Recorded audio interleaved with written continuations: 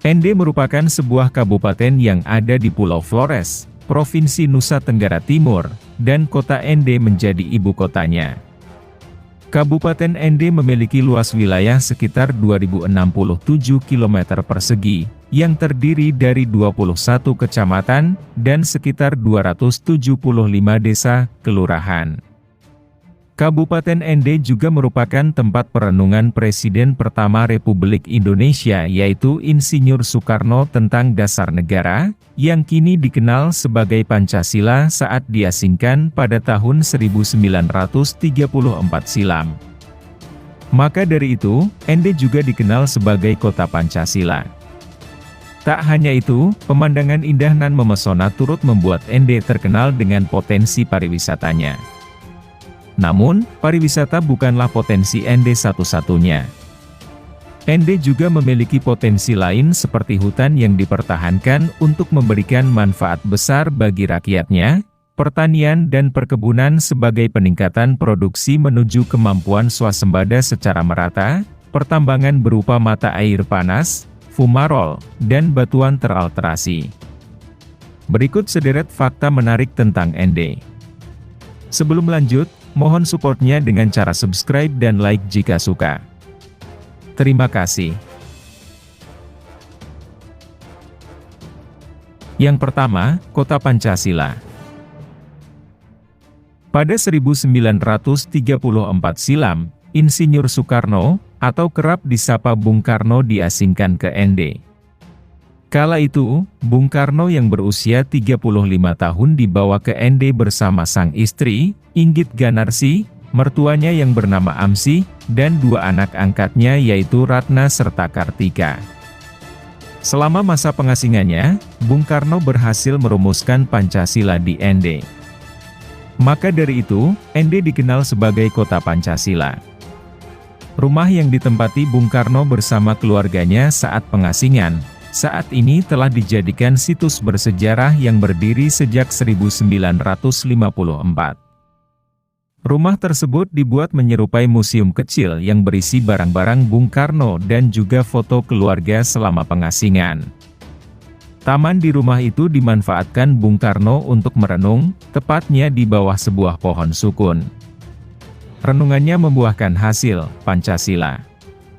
Saat ini taman tersebut dikenal dengan nama Taman Renungan Bung Karno.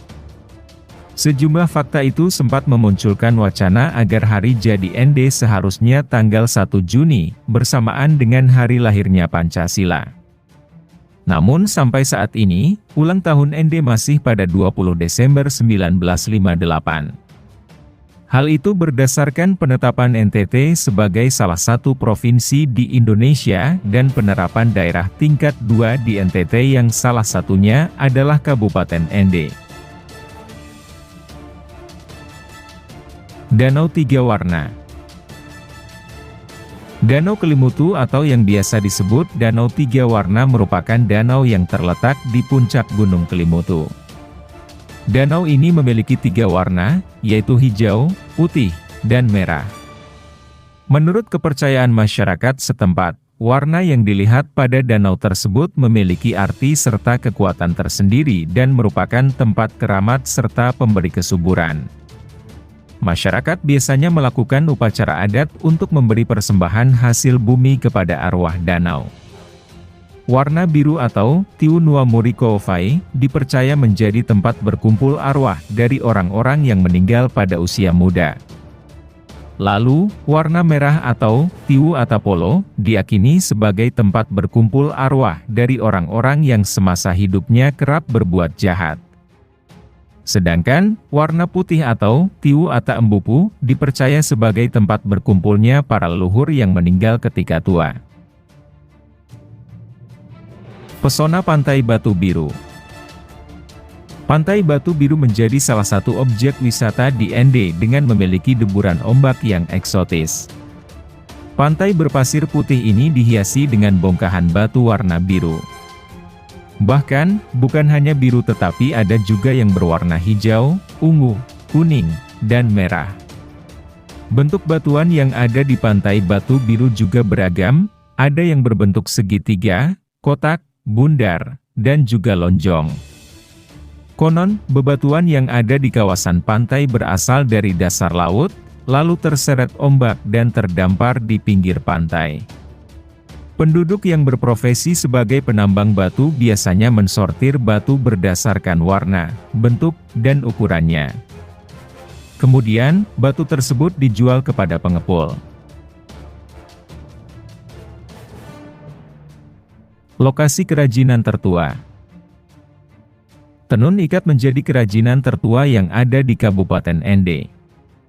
Masyarakat suku Endelio mayoritas memiliki bakat usaha di bidang industri kain tenun tradisional. Proses pembuatan tenun ini masih kental dengan adat istiadat yang erat kaitannya dengan hal mistis dan gaib.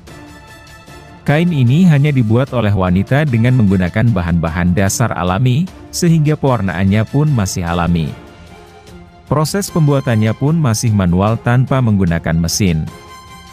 Tenun ikat dibuat dengan corak pilihan benang atau serat kapas, serta pewarnaan yang khas menggunakan kulit kayu, akar, batang, dan dedaunan. Tenun ikat ini memiliki 3 warna utama, yaitu putih, biru, dan merah sesuai dengan warna Danau Kelimutu.